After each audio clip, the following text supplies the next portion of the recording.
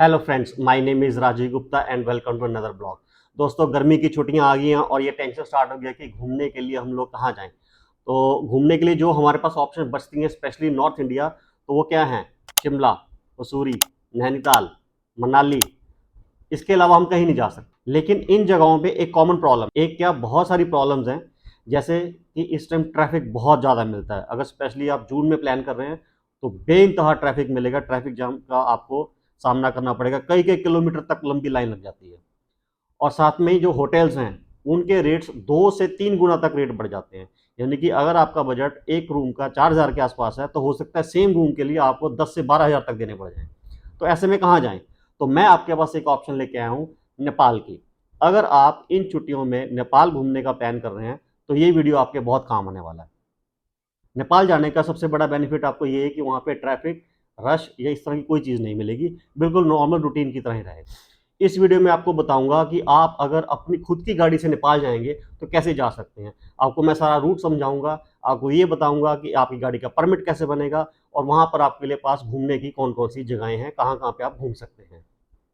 चाहे अपने फैमिली के साथ जाना हो या अपने फ्रेंड्स के साथ जाना हो, तो इस वीडियो को ध्यान से देखें और एक पेपर पेन लेकर के बैठ जाएं, क्योंकि मैं आपको बहुत इंपॉर्टेंट इन्फॉर्मेशन देने वाला हूं। अगर आप पेपर पेन आपके पास नहीं है, आप नहीं नोट करना चाहते हैं, नहीं नोट कर सकते, तो इस वीडियो को फ्यूचर के लिए सेव कर लीजिए। तो दोस्तों, जब भी नेपाल का जिक्र होता है तो मेजरली 2 सिटीज़ हैं जहां पे लोग जनरली घूमने के लिए जाते हैं, जो कि मोस्ट पॉपुलर डेस्टिनेशन पॉइंट्स हैं। नंबर 1 काठमांडू, जो कि कैपिटल सिटी है नेपाल की। नंबर 2 पोखरा, जो कि एक हिल स्टेशन है नेपाल का। तो आइए सबसे पहले बात करते हैं काठमांडू की। दोस्तों, जब हम बात करते हैं काठमांडू की, तो काठमांडू में घूमने के लिए बहुत सारी जगहें हैं, बहुत सारी डेस्टिनेशंस हैं। लेकिन आप सारी डेस्टिनेशन एक ही दिन में या इस ट्रिप में हो सकता है आप कवर ना कर पाएँ। तो मैं आपसे उन्हीं डेस्टिनेशंस की या उन्हीं पॉइंट्स की बात करूँगा जो मस्ट विजिट प्लेसेस हैं, जहाँ पे आपको, अगर आप काठमांडू गए हैं तो वहाँ जाना ही चाहिए। Number 1 Pashupatinath temple. Pashupatinath temple बहुत फेमस टेम्पल है।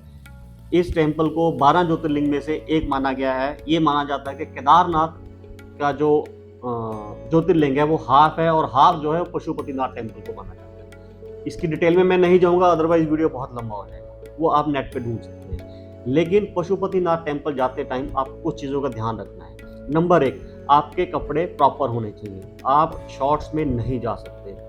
नंबर 2, इस मंदिर के अंदर सिर्फ हिंदू रिलीजन को फॉलो करने वाले ही जा सकते हैं। नंबर 3, आप इस मंदिर के अंदर किसी भी तरह की पिक्चर क्लिक नहीं कर सकते, ना ही कोई वीडियोग्राफी कर सकते हैं। अगर आप पिक्चर क्लिक करते हुए या वीडियो बनाते हुए पाए गए तो आपका डिवाइस या आपका मोबाइल जब्त कर लिया जाएगा। नंबर 2, चंद्रागिरी। चंद्रागिरी एक हिल टॉप रिजॉर्ट है। वहाँ पे जाने के लिए आपको एक रोपवे का यूज़ करना पड़ता है, यानी कि आप केबल कार से जाते हैं। इस जगह की मेन खासियत वो रोपवे ही है। यानी कि जब आप उस रोपवे पे जाते हैं, लगभग 9 किलोमीटर का डिस्टेंस है, लेकिन वो इतनी ज़्यादा हाइट पे है कि आप जब लगभग 4 से साढ़े 4 मिनट का सफ़र तय कर लेंगे तो आपकी ट्रॉली इतनी ज़्यादा हाइट पे आ जाएगी, नीचे देखेंगे तो आपको लगेगा आप पता नहीं कहाँ आ गए हैं।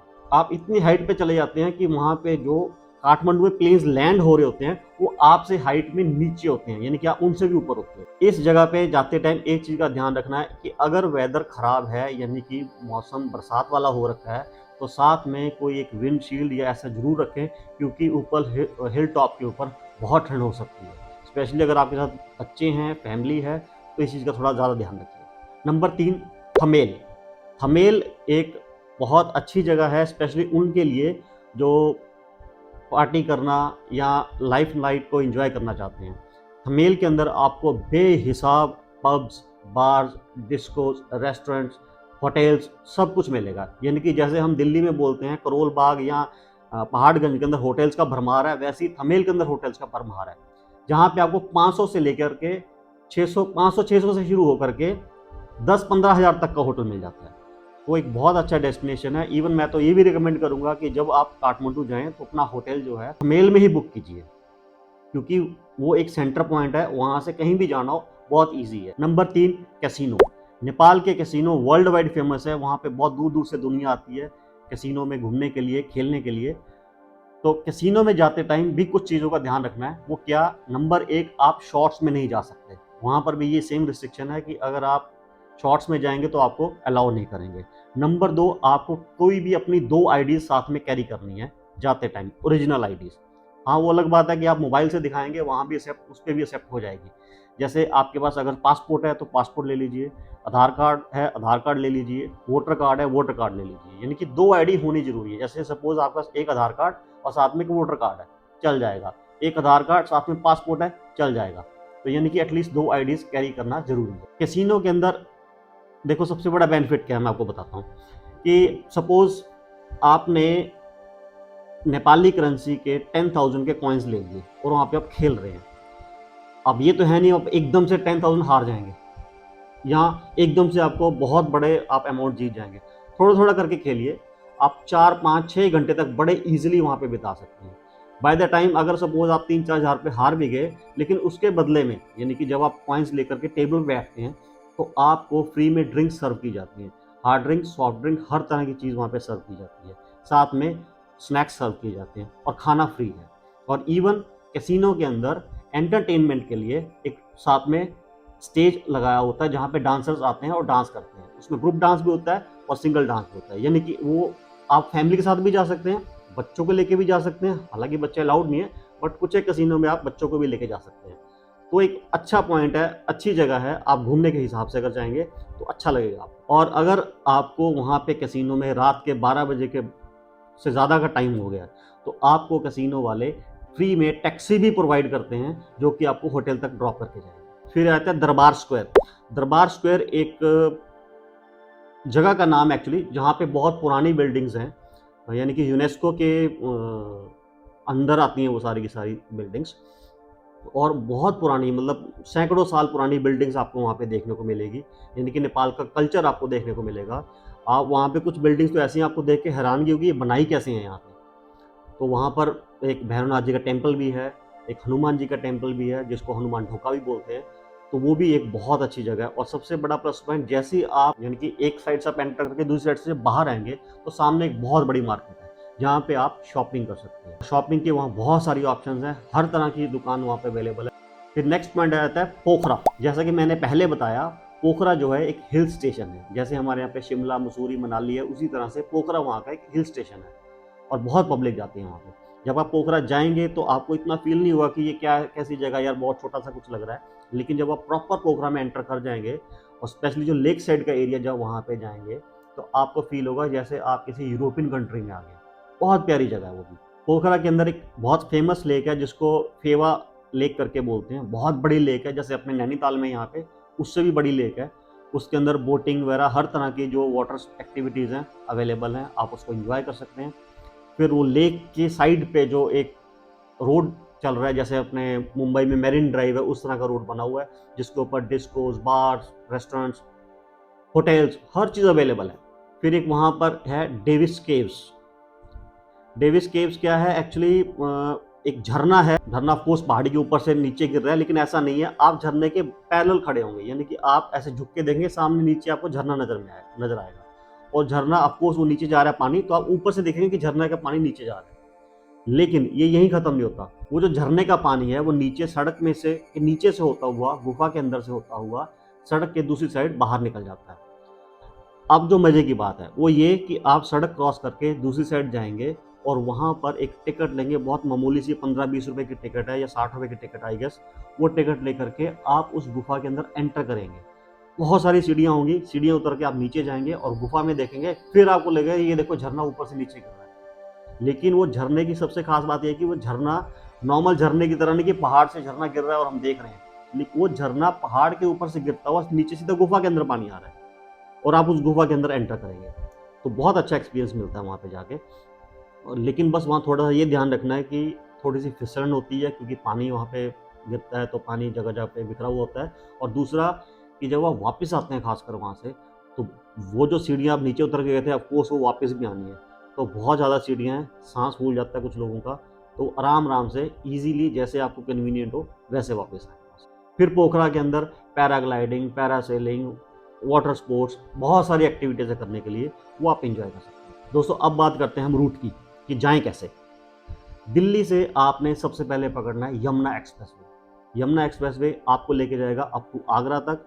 आगरा से के एक्सप्रेसवे से ही आपको फर्दर नया एक्सप्रेसवे ज्वाइन करना है, आगरा लखनऊ एक्सप्रेसवे, यानी कि एक एक्सप्रेसवे से दूसरे एक्सप्रेसवे पे आपको जाना है। ये एक्सप्रेसवे लगभग 302 किलोमीटर लंबा है, जो कि आपको एक मोहन करके गांव आता है वहाँ पे उतारेगा। वहाँ से आपको जस्ट 2 किलोमीटर लंबा एक सिंगल रोड का स्ट्रेच है जो आपको पार करना है। वो पार करती है अगेन आपको एक आउटर रिंग रोड मिलेगा लखनऊ का, आपको उसको पकड़ना है। लगभग 40 किलोमीटर आपको उस पर रहना है और वो डायरेक्ट आपको कनेक्ट करेगा NH27, जो कि लखनऊ से गोरखपुर के लिए आता है। अगर आप गूगल के थ्रू जाएंगे, गूगल की हेल्प लेंगे, वो आपको लखनऊ सिटी के बीच में से लेके जाएगा, जो कि बहुत ज़्यादा हेक्टिक हो जाएगा। ऑफ कोर्स इतना बड़ा शहर है, बहुत ज़्यादा ट्रैफिक होगा, तो उसको अवॉइड करते हुए आपको जो मैं रूट बता रहा हूँ उसको लेके चलना है। अभी मैं आपको थोड़ी देर में रूट दिखा भी दूंगा। तो नदी के किनारे से ये रूट आपको NH27 पे ले जाएगा और वहाँ से आप जाएंगे बाराबंकी, बाराबंकी से फैज़ाबाद, फैज़ाबाद से अयोध्या, अयोध्या से देन बस्ती। बस्ती के पास आपका गूगल मैप दिखाएगा कि आप यहाँ से लेफ्ट टर्न ले लीजिए टूवर्ड्स नेपाल बॉर्डर। आपने ये नहीं करना है, आपको स्ट्रेट जाना है, स्ट्रेट जाना है टूवर्ड्स गोरखपुर। गोरखपुर से लगभग 10 किलोमीटर पहले एक जगह आती है जिसका नाम है सहजनवा। सहजनवा गोरखपुर के बाईपास से जस्ट पहले एक छोटा सा गांव है, यानी कि जब आप गोरखपुर की तरफ जा रहे हैं तो आपको एक बहुत बड़ा एक ओवरब्रिज दिखेगा, जो कि उसके अगर नीचे से चले जाएंगे तो सीधा आपको ले जाएगा गोरखपुर सिटी। लेकिन आपने सीधा नहीं जाना है, वहाँ से ले लेना है left turn towards Sunauli border. Sunauli एक इंडिया का सिटी है, जो कि एक बॉर्डर एरिया है नेपाल का, यानी कि नेपाल के इंडिया साइड जो सिटी है उसको बोलते हैं सुनौली, और जो नेपाल की साइड सिटी है उसको बोलते हैं भैरवा। जनरली हम लोग इंडिया साइड बोल देते हैं इसको सुनौली बॉर्डर, यानी कि सहजनवा से आपने लेफ्ट टर्न लेना है टूवर्ड्स सुनौली। तो जब आप बॉर्डर पे पहुंच जाएंगे, बॉर्डर पे पहुंचकर सबसे पहले आपको मिलेगी इंडियन पुलिस, फिर मिलेगा इंडियन कस्टम, देन मिलेगी आपको Nepal custom, then Nepal police. आप किसी तरह का कोई घबराने वाली बात नहीं है, जस्ट आपको गाड़ी को ड्राइव करते रहना है और आप सुनौली बॉर्डर पहुंच जाएंगे। सुनौली बॉर्डर पहुंचते टाइम एक चीज़ का ध्यान रखना है, लगभग 5 से 6 किलोमीटर पहले आपको आपकी लेन में बहुत सारे ट्रक खड़े हुए मिलेंगे, क्योंकि ऑफ कोर्स बॉर्डर का एरिया है तो ट्रकों की चेकिंग होती है। ट्रक के पेपर्स, डॉक्यूमेंट्स सब चेक किए जाते हैं, परमिट्स को लेकर के, इन्वॉइसेस को लेकर के कई तरह की चेकिंग होती है, तो इसलिए ट्रकों का बहुत लंबा जाम मिल जाता है। तो उस केस में आपको क्या करना है, आपको रॉन्ग साइड से जाना है। अगर आप ट्रक की लेन में खड़े रहेंगे तो पता नहीं कितने दिन खड़े रहना पड़ जाएगा, तो आप चुपचाप वहाँ से रॉन्ग साइड जाइए, यानी कि जिधर से गाड़ी रॉन्ग साइड लीजिए और सीधा बॉर्डर तक पहुँच जाएंगे। बॉर्डर पे पहुँचने के बाद जब आप इंडिया से बाहर निकल जाएंगे और नेपाल के अंदर एंटर कर जाएंगे, एंटर करते ही जस्ट राइट साइड पे आप देखना एक बहुत बड़ी पार्किंग एरिया मिलेगा आपको चुपचाप आपकी गाड़ी वहाँ पे पार्क करनी है। पार्क करने के बाद फिर आपका प्रोसेस स्टार्ट होता है डॉक्यूमेंटेशन का आपकी गाड़ी के लिए। तो अब आपको क्या करना है, आपको अपनी गाड़ी का परमिट बनाना है नेपाल के लिए। उस परमिट के लिए क्या डॉक्यूमेंट चाहिए, नंबर 1 आपकी गाड़ी की ओरिजिनल RC, नंबर 2 जो आदमी ड्राइव कर रहा है उसका ड्राइविंग लाइसेंस ओरिजिनल। ये आपको वहाँ पे आपको बहुत सारे एजेंट मिलेंगे जो बोलेंगे कि क्योंकि आपकी गाड़ी का नंबर प्लेट इंडियन है, तो देख के बहुत सारे एजेंट्स आपके पास आएंगे कि सर परमिट बनवा लीजिए। तो आपको जो भी ठीक लगे, जिसके ऊपर आपको विश्वास हो, आप उसको अपने डॉक्यूमेंट्स हैंड ओवर कर सकते हैं और साथ में आप भी उसके जा सकते हैं, जो कि आपका अंदर जा कर के परमिट बनवा के ले आएगा। उस परमिट को नेपाल में बोलते हैं भंसार। ये देखिए इस तरह का डॉक्यूमेंट होता है। तो ये डॉक्यूमेंट बनने के बाद अब जो डॉक्यूमेंट की जो डेट होती है वो कितने दिन के लिए बनवाना है, देखिए ये सब डिपेंड करता है कि आप कितने दिन का ट्रिप बना के चलते हैं। जो परमिट होता है वो मैक्सिमम 7 डेज का ही बनता है, इससे ज़्यादा का परमिट बन ही नहीं सकता। वो अलग बात है कि आप इस परमिट को फर्दर एक्सटेंड भी कर सकते हैं। दोस्तों काठमांडू और पोखरा मैंने दोनों शहर आपको बता दिए हैं। अब बात आती है कि घूमने के लिए पहले कहाँ जाएं, पोखरा जाएं या काठमांडू जाएं। जनरली लोग क्या करते हैं कि पहले काठमांडू जाते हैं, फिर वहाँ से पोखरा जाते हैं, पोखरा से वापस आ जाते हैं। ऐसा नहीं करना है, आपको उल्टा करना है। आपने पहले पोखरा जाना है, फिर वहाँ से काठमांडू जाना है, फिर आपको वापस इंडिया आना है। ऐसा क्यों, अभी थोड़ी देर में आपको पता लग जाएगा। दोस्तों जैसा मैंने बताया कि परमिट आपका मैक्सिमम 7 डेज का ही बनता है, तो याद कीजिए थोड़ी देर पहले मैंने आपको बोला कि पहले पोखरा जाना है देन काठमांडू जाना है। उसका रीज़न यही था कि जो परमिट है मैक्सिमम 7 डेज का बनता है, और अब अगर आप पहले काठमांडू चले गए और फिर पोखरा आए और पोखरा जाते टाइम आपका 7 डेज कंप्लीट हो गए, तो आप अपना परमिट एक्सटेंड नहीं कर पाएंगे, क्योंकि वहाँ पे कोई ऑफिस नहीं है, लेकिन काठमांडू में ऑफिस है। सो आप पहले जाइए पोखरा, पोखरा घूमने के बाद काठमांडू जाएं। इन द मीन टाइम अगर 7 डेज का जो आपका परमिट था वो कंप्लीट हो जाता है, तो काठमांडू में ही एयरपोर्ट के पास एक जगह है जहाँ पे जा करके आप अपना परमिट फर्दर 1 हफ्ते के लिए एक्सटेंड कर सकते हैं। तो इसलिए मैंने आपको बोला था कि पहले पोखरा जाइए देन काठमांडू जाइए। जो परमिट की फीस है वो लगती है लगभग 360 से 400 रुपए पर डे इंडियन करेंसी के अंदर। परमिट बनने के बाद फिर आपको एक और डॉक्यूमेंट बनवाना है, छोटा सा डॉक्यूमेंट है, क्योंकि आप सुनौली बॉर्डर पे गए हैं तो मैं आपको बता देता हूँ, उस बॉर्डर से लगभग 7-8 किलोमीटर फर्दर सिटी में नेपाल की तरफ मेन रोड पे चलते चले जाएंगे, तो इवन आप नेट पे ढूंढ भी सकते हैं, मैं आपको डिस्क्रिप्शन में उसका लिंक भी दे दूंगा। उसको बोलते हैं आरटीओ भैरवा। आपको उस ऑफिस तक जाना है, वहाँ से आपको एक पिंक कलर की स्लिप मिलेगी जो कि नगर पालिका का टैक्स है। ये देखिए, ये स्लिप अक्सर लोग मिस कर जाते हैं और रास्ते में जब उनको पुलिस उनका परमिट चेक करती है तो इस स्लिप की डिमांड करती है, वो नहीं होती है तो फिर आपको हरास होना पड़ता है। तो बेटर है कि आप इस स्लिप को पहले से ही बनवा लीजिए। इसका बहुत ज़्यादा खर्चा नहीं है, 300-400 रुपये वन टाइम फीस है, आपको पे करनी है और फुल ट्रिप आपका उसके अंदर कवर हो जाएगा। तो ये दोनों डॉक्यूमेंट्स होना बहुत जरूरी है। देखो अब बात आती है कि आप ट्रिप स्टार्ट कब करें। मैं रिकमेंड करूंगा कि आप अपना ट्रिप दिल्ली से अर्ली मॉर्निंग स्टार्ट करें रेदर देन लेट इवनिंग।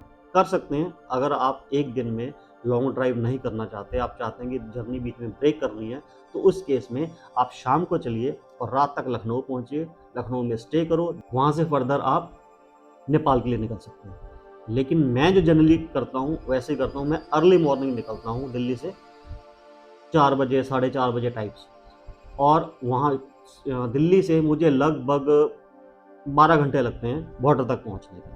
तो आप मान लो आपने 13 घंटे ले लिए, तो भी आप शाम को 5 हद से 6 बजे तक आप बॉर्डर पे पहुँच जाएंगे। बॉर्डर जो है रात के 9 बजे तक खुला है, सुबह 6 बजे से लेकर रात के 9 बजे तक बॉर्डर खुला है। ये डिपेंड करता है, सर्दी गर्मी में थोड़ा सा टाइम चेंज हो जाता है, क्योंकि मैं बात कर रहा हूँ जून मंथ की, तो वो आपको खुला मिलेगा रात को 9 बजे तक। लेकिन कोशिश करो कि आप 6 और 8 के बीच में वहाँ पे पहुँच जाओ बॉर्डर पे अपना परमिट बनवाओ और वहीं पे कोई होटल, अच्छा होटल लेके रुक सकते हैं। और भैरवा के अंदर होटल्स की कोई कमी नहीं है, बहुत सारे होटल्स हैं। तो नाइट स्टे करने के बाद भैरवा से आप नेक्स्ट डे मॉर्निंग में वहाँ से निकलिए फर्दर पोखरा के लिए। पोखरा का जो वहाँ से डिस्टेंस है लगभग 110-120 किलोमीटर है, जिसमें से 80 से 85 किलोमीटर का डिस्टेंस पहाड़ी होने वाला है, जो कि जिगजैग पहाड़ी रास्ता जैसा होता है वैसा रहता है। और शुरू के लगभग 7-8 किलोमीटर थोड़ा सा दिक्कत देगा आपको बुटवल के बाद। एक्चुअली क्या है, जब भैरवा से आप पोखरा जाएंगे तो सबसे पहले एक बड़ा सिटी आता है बुटवल, वहाँ तक रोड बहुत अच्छा है, 4 लेन बना हुआ है। बुटवल से लगभग 7-8 किलोमीटर का जो डिस्टेंस है या 10 किलोमीटर का जो डिस्टेंस है, उसमें रोड खराब है, थोड़ा सा डिस्टर्ब्ड रोड है, पैच वर्क है, कहीं पर गड्ढे हैं, तो वो थोड़ा सा आपको ध्यान देना है। उसके बाद फर्दर अप टू पोखरा तक बहुत ब्यूटीफुल सिनिक व्यू आपको देखने को मिलेंगे और आप इजीली पोखरा पहुंच जाएंगे। टाइम की अगर मैं बात करूं, लगभग 4 घंटे मान के चलिए आपको लगने वाले हैं। तो पोखरा पहुंचिए, पोखरा घूमिए, 2 दिन वहाँ पे स्टे करो और उसके बाद फिर वहाँ से फर्दर पोखरा से ही आप काठमांडू आ जाओ। काठमांडू आने के लिए वहीं से डायरेक्ट रूट है। बीच में रास्ते में आपको जो मेजर एक जंक्शन पॉइंट आता है, होता है मुंगलिंग। मुंगलिंग में आप लोग लंच कर सकते हैं, बहुत अच्छे रेस्टोरेंट्स के ऑप्शंस हैं वहाँ पर। राजस्थानी, गुजराती, इंडियन, नेपाली, हर तरह के रेस्टोरेंट्स वहाँ पे आपको मिलेंगे।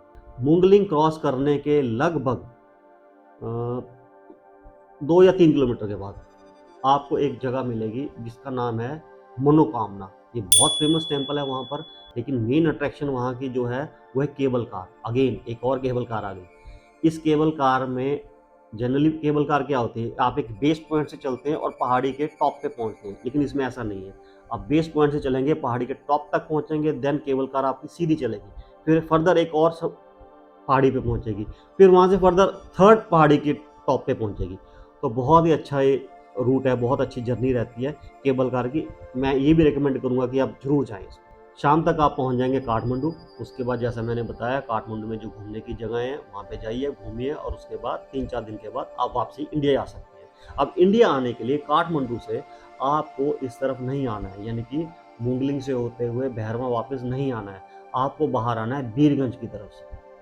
बीरगंज से फिर आप बाहर निकलेंगे बीरगंज का जो बॉर्डर है उसको बोलते हैं रक्सौल बॉर्डर। जो इंडिया की तरफ सिटी है उसका नाम है रक्सौल, और जो काठमांडू की तरफ सिटी है उसका नाम है बीरगंज। यानी कि आपको बीरगंज बॉर्डर पे आना है या रक्सौल बॉर्डर पे आना है, और वहाँ से बाहर आएंगे, सीधा निकल आएंगे बिहार। इसका बेनिफिट क्या है? बेनिफिट ये है कि आप काठमांडू से बीरगंज तक लगभग 3 से 4 घंटे में पहुँच जाएंगे। लेकिन अगर आप भैरवा की तरफ आते हैं, आपको 10 से 12 घंटे लग सकते हैं। कारण ये है कि मुंगलिंग के बाद, नॉट मुंगलिंग, नारायण घाट करके एक जगह आती है, नारायण घाट से लेकर के भैरवा तक जो डिस्टेंस है वो 100 किलोमीटर्स के आसपास है। लेकिन उस स्ट्रेच के अंदर सड़क का काम चल रहा है, यानी कि उसको 4 लेन किया जा रहा है।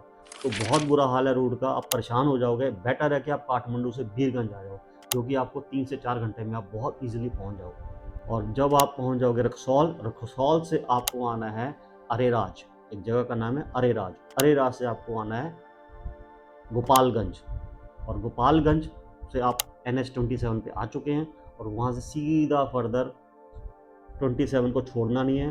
पहले आएगा कुशीनगर, फिर आएगा गोरखपुर, फिर आएगा लखनऊ, उसके बाद आगरा, देन दिल्ली। दोस्तों अब बात करते हैं मोबाइल नेटवर्क की। मोबाइल नेटवर्क में आपके पास 2 ऑप्शन है। एक तो ये आपका जो अपना मोबाइल है, इसको आप इंटरनेशनल रोमिंग में एक्टिवेट करवा के ले जाइए। जैसे अगर आप जियो का सिम यूज़ कर रहे हैं, नेटवर्क यूज़ कर रहे हैं, उस केस में लगभग 1100 रुपये का आपको रिचार्ज करना है, जो कि 10 दिन तक वैलिड होता है। एयरटेल में यही चार्जेस रहते हैं 2,500 से 3,000 रुपये, लेकिन वो 30 डेज़ के लिए वैलिड है, उससे कम का कोई प्लान है नहीं। तो ये आपके ऊपर डिपेंड करता है। सेकंड ऑप्शन आ जाते हैं कि आप वहाँ जाके एक सिम भी ले सकते हैं, एक प्रीपेड सिम ले सकते हैं, जहाँ पे आप अपनी गाड़ी पार्क करेंगे भैरवा के अंदर। जब आप जा रहे हैं यहाँ से, वहाँ पे आपको बहुत सारे वेंडर्स मिल जाएंगे जो आपको सिम प्रोवाइड करेंगे। आपको वहाँ पे जाके एनसेल कंपनी का एक सिम लेना है प्रीपेड। उसके चार्जेस मुश्किल से 50 या 60 रुपीज़ होते हैं। उसके बाद आपको उसको फर्दर रिचार्ज कर लेना है। वो आपके ऑप्शन है कि आप 200 से करते हैं, 500 से करते हैं, 1000 से करते हैं। जनरली मैं 500 से 1000 तक का ही रिचार्ज करता हूँ, डिपेंडिंग ऑन मैं कितने दिन के लिए जा रहा हूँ। बस एक चीज़ का ध्यान रखना, जब आप अपना मोबाइल मतलब सिम लेकर के अगर आप रिचार्ज कर लेते हैं उसको 500 रुपये से या 1000 रुपये से, तो उसके अंदर एटलीस्ट जब आप ट्रैवल कर रहे हैं उस टाइम कोई वीडियोस, मूवीज़ या व्हाट्सएप, यूट्यूब ये सब कुछ ना चलाएं, क्योंकि वो अननेसेसरी आपका डाटा खाएगा, और फिर आपको इन बिटवीन कहीं मोबाइल की जरूरत पड़ जाए और आपके पास बैलेंस ही ना हो तो दिक्कत हो जाएगी आपके लिए। हाँ, आपको अगर मैप ऑन करना है तो आप उसको ईजिली यूज़ कर सकते हैं, उसमें कोई दिक्कत नहीं आने वाली है आपको। करेंसी, अगर हम करेंसी की बात करें तो इंडियन करेंसी वहाँ पर चलती है, जैसे हम इंडिया में खर्चा करते हैं वहाँ भी कर सकते हैं। लेकिन डिफरेंस अब कुछ 1 डेढ़ साल से ये हो गया है कि आप इंडियन करेंसी के 500 रुपीज़ के नोट्स को यूज़ नहीं कर सकते। सिर्फ वहाँ पे 100 का या 200 का नोट चलेगा। 200 का भी कम चलता है, लेकिन 100 का ईजिली चलता है। और जो करेंसी कन्वर्जन है वो कैसे है कि अगर आप इंडियन रुपीज़ के 100 रुपये देते हो तो नेपाली करेंसी में आपको 150 रुपये मिलेंगे, यानी कि 1.5 रुपये का रेट होगा। पहले ये 1.6 होता था, यानी कि आप 100 रुपये देते थे तो आपको 160 रुपये मिलते थे। लेकिन अब कुछ एक डेढ़ साल से ऐसा हो गया कि वो 100 के बदले आपको 150 रुपये ही देने हैं। तो इंडियन करेंसी के साथ साथ आप थोड़ी सी नेपाली करेंसी भी कैरी कीजिए। उसको लेने का बहुत ईजी तरीका है, जहाँ आपने भैरवा में गाड़ी पार्क करी है, जहाँ से आपने सिम लिया है, वहीं पे आपको एक्सचेंज वाले भी मिल जाएंगे, बहुत सारे मिलेंगे।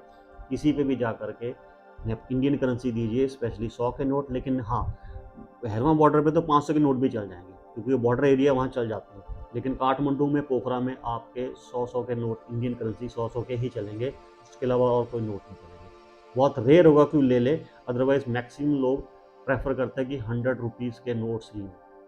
लेकिन अगर आप वहाँ पे जाकर कोई रिक्शा या इस तरह की कोई चीज़ लेते हैं तो वहाँ पे हो सकता है आपसे इंडियन करेंसी में 100 रुपये भी ना लें।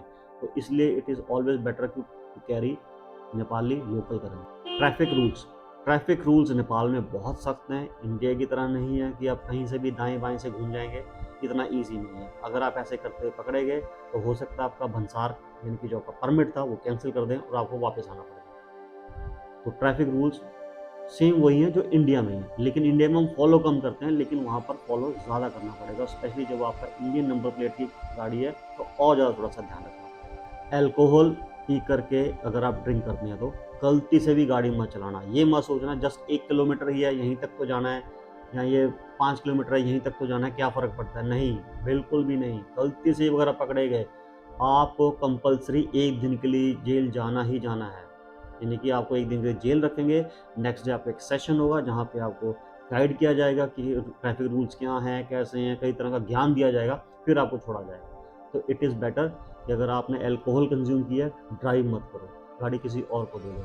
किसी को नहीं आती है, अगर आपको पता है कि आप अल्कोहल पी के आने वाले हैं, टैक्सी ले लो चुपचाप। एक और चीज़ कि आपकी गाड़ी का जो इंश्योरेंस है, जनरली हम लोग जब भी इंश्योरेंस कराते हैं वो बम्पर टू बम्पर, ज़ीरो डेट, इस तरह का इंश्योरेंस करवा लेते हैं। लेकिन नेपाल जाने से पहले एक जियो लोकेशन होता है, यानी कि आपके इंश्योरेंस कंपनी को ही अगर आप बोल देंगे, जैसे सपोज़ आपके पास मारुति की गाड़ी है, जहाँ से आपने गाड़ी ली होगी, जहाँ से आपने इंश्योरेंस लिया होगा, उनको बोल दीजिए कि मेरी पॉलिसी के अंदर, जो मेरी कार की पॉलिसी है, उसके अंदर एक राइडर लगा दें जियो लोकेशन का।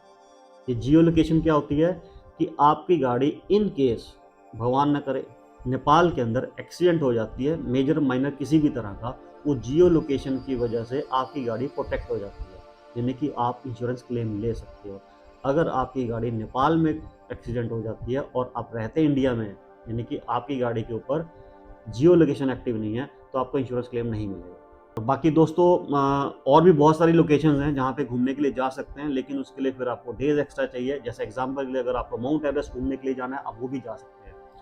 नेपाल के अंदर माउंट एवरेस्ट जाने के लिए काठमांडू से फ्लाइट्स चलती हैं, वो जो कि लगभग 4 से 5, 3000 से लेकर 5000 के बीच में वेरी करती हैं, और ऑल विंडो सीट्स होती हैं, यानी कि ईच साइड 2 लेन ही होगी, ईच साइड 1 लेन होगी, यानी कि सारी की सारी विंडो सीट्स। वो 20 एक मिनट की फ़्लाइट होती है, आपको वो एयरपोर्ट से लेकर के उड़ेगी, 20 मिनट के बाद माउंट एवरेस्ट के दोनों तरफ का चक्कर कटवा करके वापस आपको एयरपोर्ट पे ड्रॉप कर देगी, वो आप कर सकते हैं। और एक जगह और है नेपाल चाइना बॉर्डर, वो भी आप घूमने जा सकते हैं।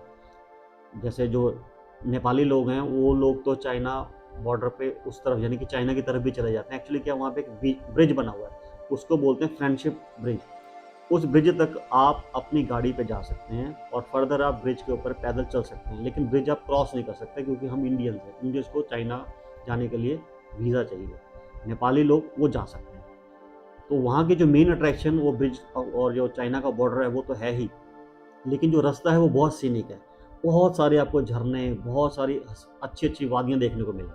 फिर आप ट्रैकिंग पे जा सकते हैं, ट्रैकिंग के बहुत सारे ऑप्शंस हैं। ऑफ कोर्स क्योंकि नेपाल है, पहाड़ी रास्ता है, हिमालयाज़ है, तो ट्रैकिंग के बहुत सारे ऑप्शंस मिलते हैं। अगर आप शौकीन हैं, वो आप कर सकते हैं। फिर फर्दर पोखरा से ऊपर एक जगह है मुक्तिनाथ, और एक जगह है मनांग, वहाँ भी घूमने के लिए जा सकते हैं। वो जस्ट ऐसे है जैसे हम लोग इंडिया में लेह लद्दाख जाते हैं।